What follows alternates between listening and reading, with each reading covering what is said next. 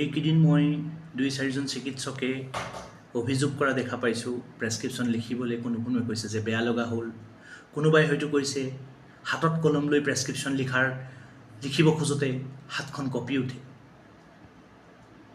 বৰ্ধিত ঔষধৰ মূল্যক লৈ। সঁচাই ভাবিলে আচৰিত লাগে। অৰুণোদয় আঁচনিয়ে হওক বা অন্যান্য সা সুবিধাসমূহত জনসাধাৰণে যি হিতাধিকাৰী আঁচনিৰ অধীনত পইচা পাইছে সেই আঁচনি জানো যথেষ্ট? আৰু ময়ো ব্যক্তিগতভাৱে ডে টু ডে প্ৰেক্টিছত কিছুমান সমস্যাৰ সন্মুখীন হ'ব লগা হৈছে। যেনেকৈ কালি বা পৰহি বা আজি পোৱা এক তিক্ত অভিজ্ঞতা মই আপোনালোকৰ আগত অৱগত কৰিবলৈ ওলাইছোঁ। চিভিল হস্পিটেলত কোনো ধৰণৰ সুবিধা নাপাই হঠাৎ মোৰ চেম্বাৰত আহি দুজনমান পেচেণ্ট উপস্থিত হয়। দন্ত চিকিৎসা যথেষ্ট ব্যয়বহুল, সেই হেতুকে তেওঁলোকৰ দাঁতবিলাক প্ৰায় ধ্বংস হৈ গৈছিলে আৰু তেওঁলোকে দাঁতবিলাক উঘালি পুনৰ সংস্থাপন কৰিম বুলি ভাবিছিলে। তেওঁলোকে যেতিয়া মোৰ লগত আলোচনা কৰিলে, কথা বতৰাবিলাক পাতিলে, ব্যক্তিগত চেম্বাৰত আপোনালোকে সকলোৱে জানেই যে চৰকাৰৰ নিচিনাকৈ ফ্ৰী সুবিধা বা আঁচনিসমূহ দিব নোৱাৰি। একেবাৰে ন্যূনতম মূল্যখিনিও যেতিয়া ক'লোঁ, তেতিয়া খুব দুখ আৰু হতাশাৰে ক'লে যে যিটো পইচা আমাক চৰকাৰে দিছে এক প্ৰকাৰ ঠগিছে, সেই পইচাৰে আমি কি সুবিধা পাইছোঁ? একো নাই পোৱা।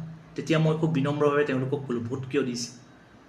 তেতিয়া ক'লে আমি এজন বা দুজনে ভোট নিদিলেনো কি হ'ব ছাৰ? সেইটোতো সকলোৱে বুজি পাব লাগিব। পায়ো যে ৰাইজসকলে অবুজন হৈ পৰিছে। বৰ্ধিত আকাশলংঘী মূল্য। মই পেচেণ্টৰ ভাষ্য শুনি পেলাই অকণমান স্থবিৰ হৈ পৰিলোঁ, কি ক'ম কি নক'ম ভাবি। আৰু তাৰ পৰা পুনৰ চিন্তা চৰ্চা কৰি ক'লোঁ যে ন্যূনতকৈ ন্যূনতম, কমতকৈ কম মই যিমান পাৰোঁ চালি জাৰি চাই আপোনালোকক ব্যৱস্থা কৰি দিম। অনুগ্ৰহ কৰি আপোনালোকে আহিব। একেবাৰে ফ্ৰীটো নোৱাৰোঁ, কাৰণ আমিও চলিব লাগিব। কিন্তু দুখীয়া হেতুকে যিহেতু চৰকাৰী আঁচনিবিলাকৰ অধীনত এই সুবিধাবিলাকৰ পৰা আপোনালোক বঞ্চিত হৈ আছে, মানৱতাৰ খাতিৰত ৰাইজৰ কথা চিন্তা কৰি যিমান কম পাৰোঁ সিমান কম কৰি সুবিধাখিনি কৰি দিম। কিছু ক্ষেত্ৰত বেয়াও লাগিলে।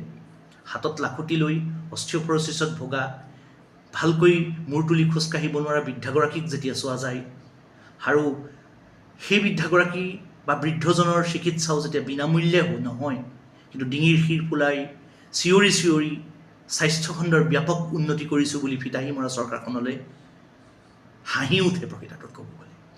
আৰু সেই যিসকল চিকিৎসকে নিজৰ কলম কঁপি উঠে বুলি কৈছে, প্ৰকৃতাৰ্থত এজন চিকিৎসকেই নহয়, অজস্ৰ চিকিৎসক।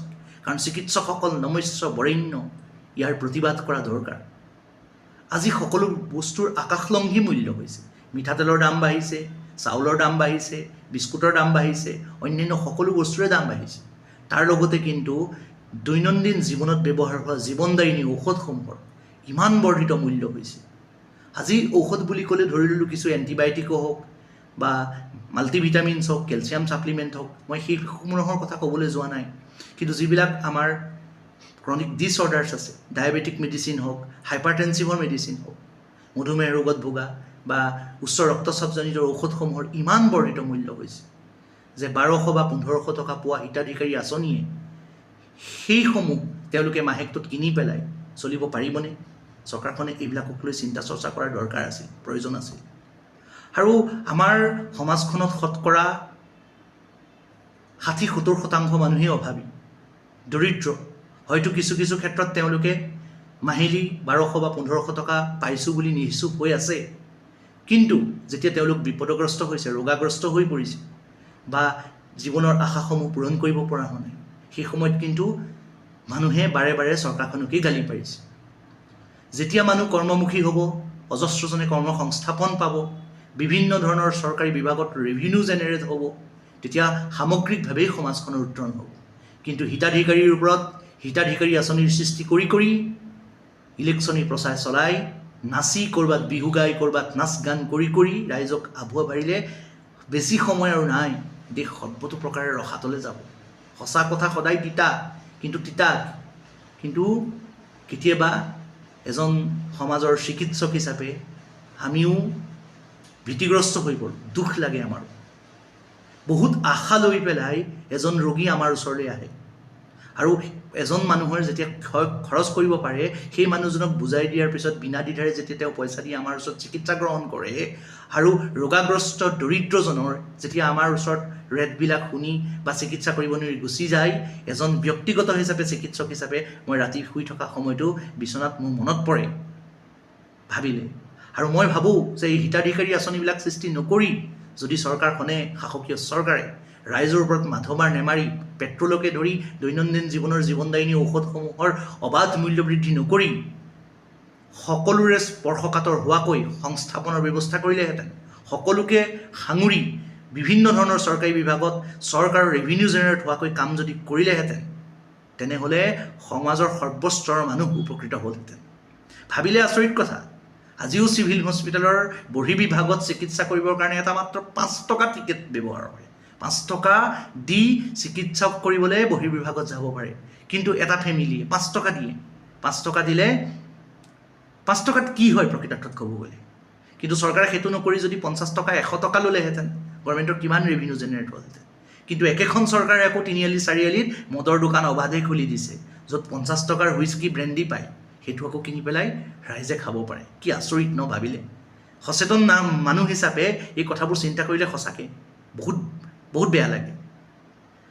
আপোনালোকে যোনে মোক যি নকওক লাগিলে, অতীজৰে পৰা আজিলৈকে কেৱল মাত্ৰ দৰিদ্ৰই শোষণ হৈছিল আৰু উচ্চ মধ্যবিত্ত বা উচ্চ শ্ৰেণীয়ে দৰিদ্ৰকে শোষণ কৰিছিল, আগতো কৰিছিল, আজিও শোষণ কৰি আছে। ইয়াৰ প্ৰতিফলন এইবিলাকেই হোৱা দেখা যায়। আচৰিত কথা, আজি যদি 50 টকা বা 50 টকাত যোনজনে মদৰ বটলটো খাইছে, তেওঁ মদ খাই যেতিয়া বেমাৰ হৈছে তেওঁ 5 টকা টিকেট লৈ চিভিল হস্পিটেললৈ গৈছে, তাত কিন্তু তেওঁ একো সা সুবিধা লাভ কৰা নাই।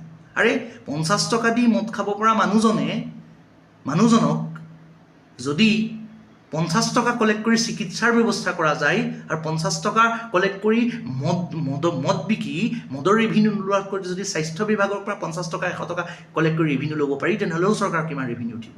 কিন্তু জনমানসৰ ইমান এটা ইম্পৰ্টেণ্ট ডিপাৰ্টমেণ্টত মাত্ৰ 5 টকাৰ টিকেট লৈ চিকিৎসা কৰিব পাৰি, অথচ তিনিআলি চাৰিআলিৰ মূৰত অবাধে খুলি দিয়া মদৰ দোকানত কিন্তু জনসাধাৰণে গৈ 50 টকা 100 টকা দি মদ খাব পাৰে। কিন্তু একেজন মানুহে যেতিয়া চিকিৎসা কৰিবলৈ আগবাঢ়ি যায়, মাত্ৰ তেওঁ 5 টকা দিলে চিকিৎসা গ্ৰহণ কৰিব পাৰে। 5 টকাত কি চিকিৎসা হ'ব বা চৰকাৰে কি চিকিৎসা আগবঢ়াব পাৰিব?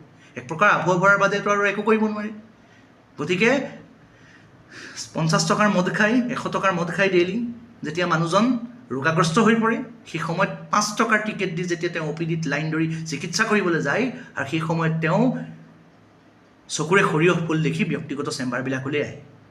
মই জাষ্ট এটা এক্সাম্পলহে দিছোঁ, এনেকৈ অজস্ৰ এক্সাম্পল আছে। হস্পিটেললৈ গ'লে একো সুবিধা নাপায়, একো ফেচিলিটি নাপায় বাহিৰত আহি, আৰু যেতিয়া সেই বস্তুবিলাক যেতিয়া ব্যক্তিগত চেম্বাৰত আহি তেওঁলোকে চিকিৎসা লাভ কৰিব নোৱাৰে বা পইচাৰ ৰেটবিলাক শুনি কিছুমানে নিশ্চুপ হৈ গুচি যায়, কিছুমানে আমাৰ আগত দুখ কৰে। গতিকে ৰাইজলৈ বিনম্ৰভাৱে অনুৰোধ, আমাকো সহায় কৰক, মৰম চেনেহ কৰক, যাতে অজস্ৰজনৰ সেৱা কৰিব পাৰোঁ। এজন ব্যক্তিগত চিকিৎসক হৈও যাতে অজস্ৰজনৰ সেৱা কৰিব পাৰোঁ। আৰু আপোনালোকে নিজেই ভাবি চাওক, বিগত 2টা পৰ্যায়ৰ ইলেকশ্যন হৈ গ'ল, অনাগত দিনতো ইলেকশ্যন, লোকসভাৰ ইলেকশ্যন আৰু 4টা সমষ্টি বাকী আছে। গতিকে আৱেগিকৰ বশৱৰ্তী হোৱাতকৈ বিবেক ভোট দিয়ে যেন। ধন্যবাদ।